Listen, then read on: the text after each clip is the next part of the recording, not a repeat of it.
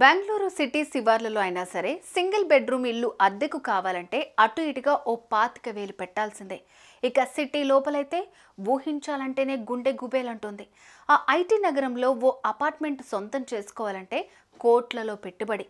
ఇక సొంతిల్లు కావాలంటే ఓ మోస్తారు సంపన్నులకు కూడా కాని పని.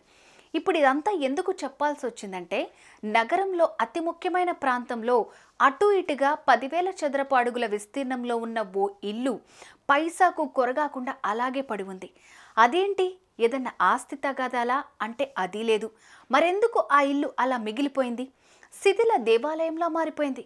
కనుక్కుందాం చలో. ఎంపీసీ బైపీసీ విద్యార్థులకి ఒక వరం సీఏ సీఎంఏ కోర్సులు. సీఏ సీఎంఏ చదివే విద్యార్థుల్లో 40% మంది ఎంపీసీ మరియు BiPC master. Minds minds.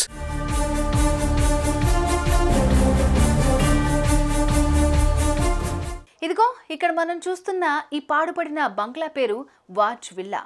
Bengaluru SCT market రోడ్డుకు అతి సమీపంలో ఉన్న ఈ ఇల్లు ఓ 22 ఏళ్ల కిందటి దాకా కలకల్లాడుతూ ఉండేది. 10,000 చదరపు అడుగుల విస్తీర్ణంలో ఉన్న ఈ ఇంటిని జే వాజ్ అనే ఓ న్యాయవాది 1943లో కట్టించుకున్నారు. తాను ఎంతో ఇష్టపడి చక్కగా ప్లాన్ చేసుకుని కట్టించుకున్న ఆ ఇంటిని తదనంతరం తన కుమార్తెలు వెరా వాజ్, డోల్స్ వాజ్లకు రాసిచ్చారు. కారణాలు ఏంటన్నది తెలియదు కానీ ఆ ఇద్దరు కూతుళ్ళు పెళ్లికి దూరంగా ఉండిపోయారు. ఆ ఇంట్లోనే ఇద్దరు నివసించేవారు. సిటీలోకి వెళ్లాలంటే ఇద్దరు కలిసి తమ కారులో బయటికి వెళ్లేవారు. మళ్ళీ తిరిగి ఇంటికి చేరుకునేవారు. అయితే 2002 సెప్టెంబర్ 4న ఆ ఇంట్లో ఓ దారుణం చోటు చేసుకుంది. తెల్లవారుజామున ఆ ఇంట్లోకి ప్రవేశించిన ఆగంతకులు ఎవరో 75 ఏళ్ల వయసున్న డోల్స్ వాజ్ను అతి కిరాతకంగా పొడిచి చంపేశారు. అదే సమయంలో బాత్రూంలో ఉన్న వెరా వాజ్ మాత్రం ఆ హత్యాకాండ నుంచి తప్పించుకుంది.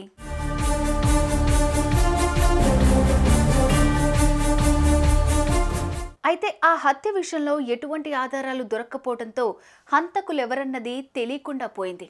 ఈ నేపథ్యంలో చనిపోయిన చెల్లి కంటే ఓ 5 ఏళ్ల వయసులో పెద్దదైన వెరా వాజ్ అక్కడ ఒంటరిగా ఉండడం అంత సేఫ్టీ కాదని అప్పటి పోలీస్ కమిషనర్ హెచ్టి స్లాంగియా భావించారు. ఆమెను ఓ సురక్షితమైన ప్రదేశానికి తరలించాలని భావించారు. అందుకు మొదట్లో ససేమీరా అన్న వెరా ఆ తర్వాత అంగీకరించి అక్కడి నుంచి వేరే ఇంటికి వెళ్ళిపోయింది.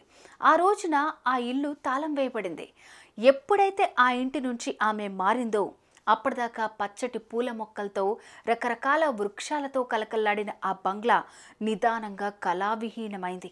అటు తన చెల్లెలి హత్యకు తన బంధువుల్లో ఎవరో కారణమై ఉండొచ్చని వెరా భావించింది.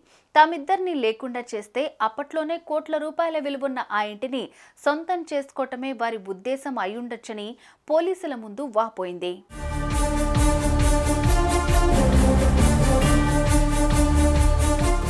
కాలం గిర్రున ముందుకు కదిలింది. చూస్తుండగానే 12 ఏళ్లు గడిచిపోయాయి.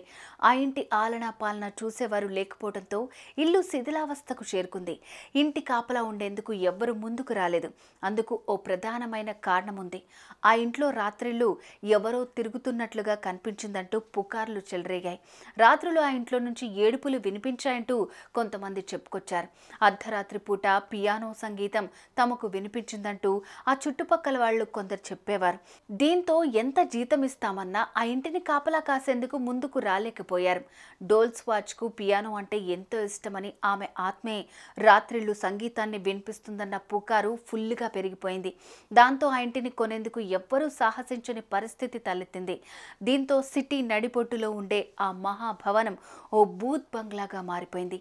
ఇప్పటికీ రాత్రిపూట ఆ ఇంటి ముందు నడిచేందుకు కొందరు భయపడుతూనే ఉన్నారు. అప్పట్లో ఆ కుటుంబం వాడిన హీల్మ్యాన్ మింగ్స్ అనే ఓల్డ్ మోడల్ కారు కూడా ఆ భవనం కారిడార్లో తుప్పు పట్టిపోయి నాటి జ్ఞాపకాల ప్రతిరూపంగా అలాగే ఉంది.